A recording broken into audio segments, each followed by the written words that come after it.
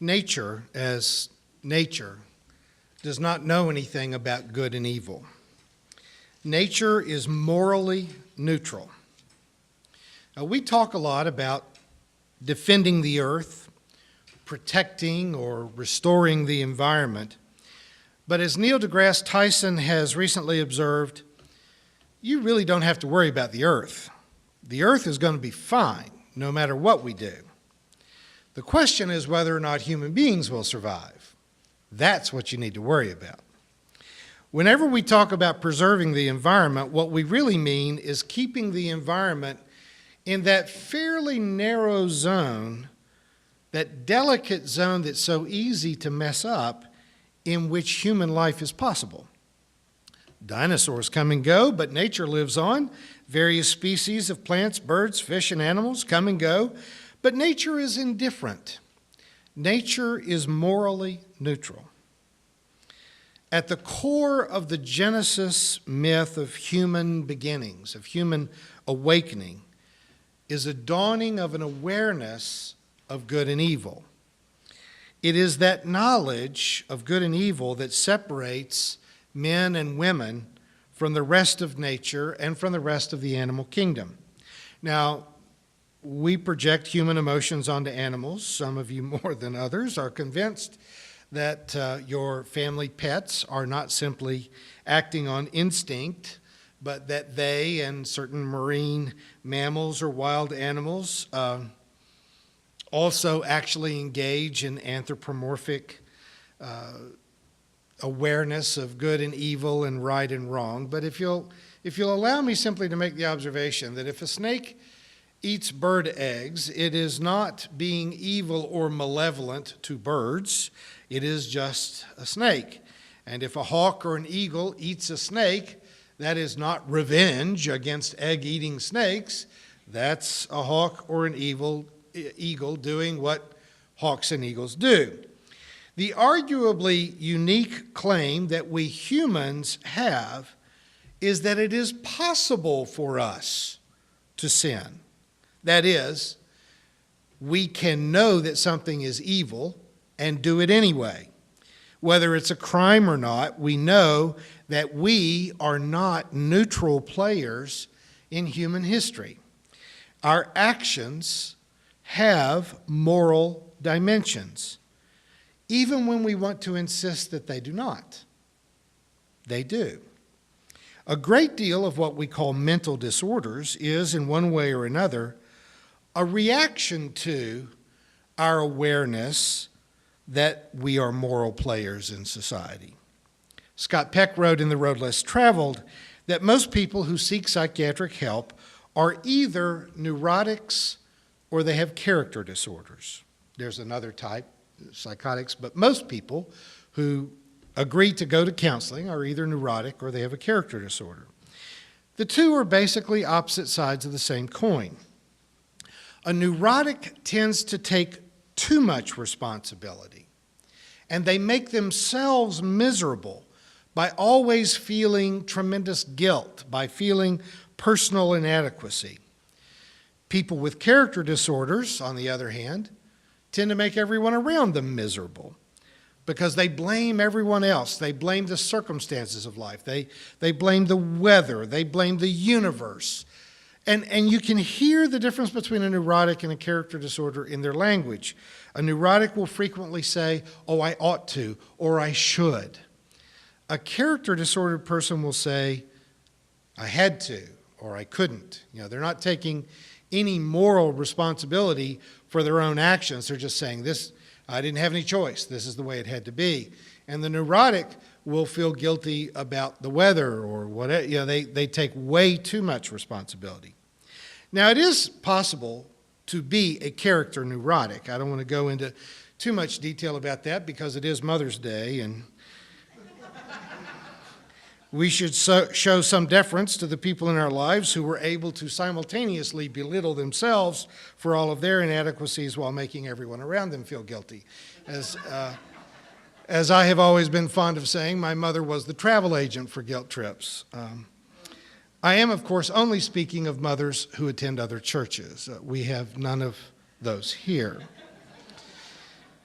But seriously, neurotics can be a tedious lot to deal with. But character disorders, they seem to be the ones who are in charge of the government and corporately owned media and much of the public narrative of our day.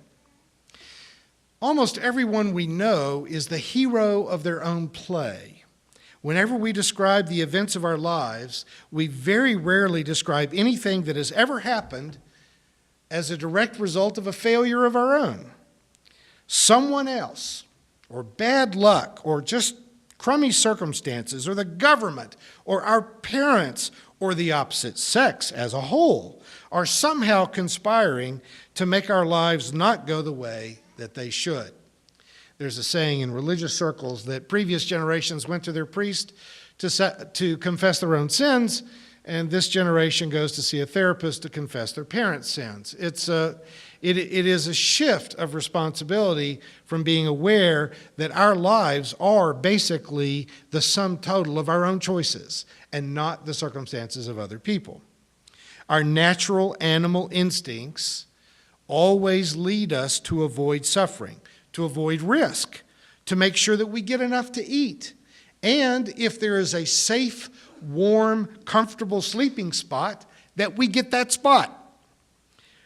But our conscience tries to justify those choices. I mean, everybody here knows that almost every drop of coffee you drink was raised and harvested by slaves, but it doesn't keep us from drinking coffee. Very few of you, unless you have been in Central America, have ever eaten a banana that was not harvested by a slave, but it doesn't keep you from eating bananas. And just hearing me say it here in church, and we're good, moral people, and we don't believe in slavery, but you probably have no intentions of stopping eating bananas because we have a way of removing ourselves from accepting responsibility for our own being a player in the moral universe. As character disorders tend to prevail in the public language, we simply assert, I had to, I couldn't, that this is just the way the world is, and I have to participate in it. Again, when we turn to those myths of human beginnings in the book of Genesis, when Cain has killed Abel and God asks Cain, where is Abel? Cain replies famously, am I my brother's keeper? And God doesn't answer, but there's this screaming reply, this implied response that we're all supposed to feel. Yes, yes, you are your brother's keeper. Yes, yes, you are connected to everyone else alive. And at that time, there were only 4 people. But, I mean, if you take that narrative literally, but you are connected to the people that are harvesting the bananas and growing the coffee. You are connected. There is an unspoken reply that if we are going to live in a moral universe, which if we know the difference between good and evil, then we are our brother's keeper. Now, what gets mom on the short list of things that we value along with baseball and apple pie is our awareness of the mothers who genuinely have suffered, who have sacrificed, who have worked, who have cared for their children to improve the lives of their own family. Giving birth doesn't make you a mother any more than being a male actor in propagation makes you a father. As an adoptive parent, I would occasionally have people say, well, do you know anything about her real parents? And I mean, I would say, do you mean the Korean teenagers who had sex one time and abandoned a baby at the hospital? Or do you mean the people that changed her diapers and fed her and provided her a home and an education and sent her to college? I mean, I feel like a real parent. and even the interesting designations of language that come into that kind of relationship where people will talk about their adopted child and their biological child. Let me assure you, my adopted child is biological. She may be an alien in more ways than having been born in Asia, but she is biological. But you see, a character disordered person can have a child, adopt a child, or have a child for entirely selfish purposes, to have someone who will love them back. And you know, you hear that language being articulated, especially by young mothers who are emerging from really bad families. They'll say, yes, I want to have a baby because I want someone to love me back. To have someone who will, hopefully, care for them in their old age. Has that worked out for anybody, by the way? I haven't seen it. Or literally, again, a character disordered person will have a child in order to shape another person as an extension of themselves. If you're familiar with Mini-Me in the Austin Powers movies, the cloning of a little piece of yourself. If you love a child only when they reflect your personal values, your religion, your beliefs, then you have never loved a child. I mean, if you've, this book has been around for 40 years now, but I've never heard of anyone saying that there's been something better to replace it. Nancy Friday, who's a Freudian psychiatrist, wrote the book My Mother, Myself, in this sometimes tortured relationship in which a mother only gives love when her daughter imitates her. Only love you if you are like me and if you live out your values. And yet, if you only love a child when they reflect your personal values or your religion or your beliefs, then that's not love, and that's not deserving of even a greeting card holiday that is either Mother's Day or Father's Day. I was recently asked if we have a lot of gay people in our church, and when I thought about it, I realized that we actually have more parents of gay people than we have gay members. We have, over the years, been more likely to inherit a church member who had had to struggle to come to terms with the sexual orientation of a son or a daughter, but could not continue in good conscience to go to a church that either directly or by default condemned their own children. It sets up a cognitive dissonance. And yet it is heartbreaking to realize how many people for whom it does not set up a cognitive dissonance, that they will go to church for years trying to pray away the gay so that they can make their own children reflect their personal lives right down to sexual orientation and preferences. There's nothing sacred about that. There's nothing noble about that. There's nothing admirable about that. It is sick, isn't it? It is a kind of narcissism that says, my child has to reflect my values. I think a good parent tries to educate, nurture, care for a child, and then completely set them free unless they vote Republican, isn't it? Dating a Republican comes right up against it. But now, both character disorders and neuroses are, in a way, a reaction to a moral compunction to accept responsibility. Jung said that all neuroses are a replacement of legitimate suffering, that a neurosis can just keep you from having to deal with the moral responsibility that you actually feel. A healthy form of spirituality, however, is to embrace moral responsibility in a factual, reality-oriented kind of way. Not overdoing it like a neurotic or denying it like a character disordered person. What we hope for in healthy spirituality is an ability to put your arms around reality and accept that responsibility is a part of that reality. Neurotics go to extremes, and they make themselves literally into emotional invalids. They cannot act because they're so racked with shame and guilt. Character disorders find a way to completely deny the reality of the morality of their actions. And you hear that even in people that talk about how you can't possibly raise the minimum wage to a living wage because their comfort is dependent upon the suffering of other people. That they will rationalize that in a way that is a character disorder. It denies the reality of the suffering of the people at the other end of that economic arrangement. Now, it may be unfair for me in public, especially since this is being recorded and released to the world, to use just one person to illustrate a point.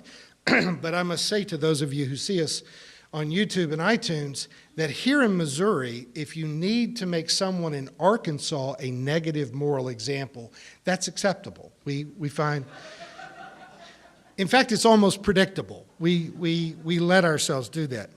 Many of us in this part of the world have made the short drive down to Bentonville to visit Crystal Bridges Museum, which is, I have to say, one of the most amazing places that I have ever been in my life.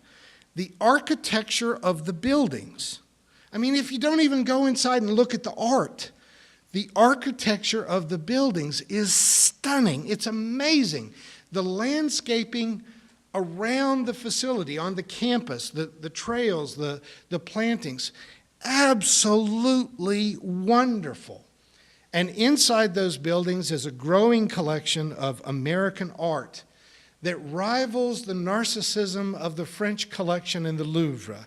If you've been to Paris, you know that most people don't go to the Louvre as their favorite art museum because there's actually better art in other places. What the Louvre is huge.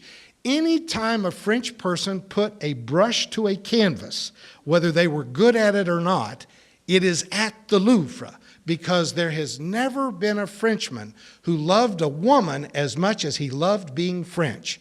And in America, there is a similar kind of sentiment that revolves around an American-only collection of art, sculpture, what have you, which we are now seeing growing up literally in our shadow at Crystal Bridges. But of course, I mean, I may not be an artistic genius, but if you give me a budget of $1 billion, I could probably come up with a pretty good art museum and collection. And it's a tribute to how enough money can keep you from failing. $1 billion. Now that is $1,000 million that the Walmart heiress, Alice Walton, has donated to create this museum and to gather its art collection and to make it free to the public. So why did she do this? Why did Alice Walton do this? And in an interview, she explained that she and her family had been so fortunate to have amassed so much wealth that they were looking for a way that they could give back. Their wealth has come to them through 2 generations of vigorous union busting, by teaching their underpaid employees how to apply for public housing, Medicaid, food stamps, welfare, subsidized child care, shifting all of their labor costs or most of their labor costs onto the backs of middle-class taxpayers while they keep an international army of poor people living in poverty in order to fatten the bottom line of Walmart stock dividends. The widow of Sam Walton and her 3 children have as much wealth as the bottom 42% of America's economy. One family has as much wealth as 150 million Americans, many of whom work for the Walton family. So how on earth can you give back to those poor people? An art museum? Now, that ain't going to keep me from going. I'm still going to eat bananas, and I'm still going to go to Crystal Bridges sometimes. But I cannot drive away from Crystal Bridges without being aware that it exists because of the exploitation of people who unwillingly sacrificed a decent life in order to make the Walton family opulently wealthy. I don't usually say anything about Mother's Day in public because there are so many people for whom motherhood simply hasn't worked out. There are still those who are grieving the too soon loss of their own mother. There are those who always wanted to be a mother but never could be. There are mothers who are estranged from their children, and there are those who have never felt the warmth of the kind of mother for whom these popular emotional tributes are inspired. But there is a spiritual quality that we look for in all of us that lies at the root of what makes motherhood deserving of the status of praise. It is moral responsibility. Now, you can admire the Carnegie Libraries, the Carnegie Foundation, you can admire Crystal Bridges, you can admire some of the great things that are done. I mean, even the Koch brothers, I'm going to have a hard time saying this out loud, but the Koch brothers contribute to cancer research. I mean, there's There are horrible things that they do to acquire their wealth, but then they do sponsor some Broadway plays. I mean, it's not, they're not pure evil. They're just like ivory soap. It's 99.99% pure. But you cannot believe that you live in a moral universe where your actions that necessarily impoverish a majority of people can be okay because you enjoy the benefits of that. We honor mothers because in the USA, unlike most of the Western world that has dealt with this issue, in the United States, women still earn 77 cents for every dollar that men earn because women sacrifice getting promotions in their careers. They forego earning advanced degrees. They leave the office in time to pick up their children at school and put a decent meal on the table. They coach the soccer teams. They direct traffic in front of the school so that their children can have a better life. Don't think, ladies, that we don't notice. Okay, I notice. Even if you're still making 77 cents on the dollar. There are no ads on TV tempting you towards greater responsibility and virtue. Every bit of media stimulation speaks to your appetite for a more sparkly diamond, a nicer home, more alcohol, maybe even a more attractive spouse. But nothing tells you that there can be something redemptive about meaningful self-denial. You are likely to only get that here. So I hope you're listening.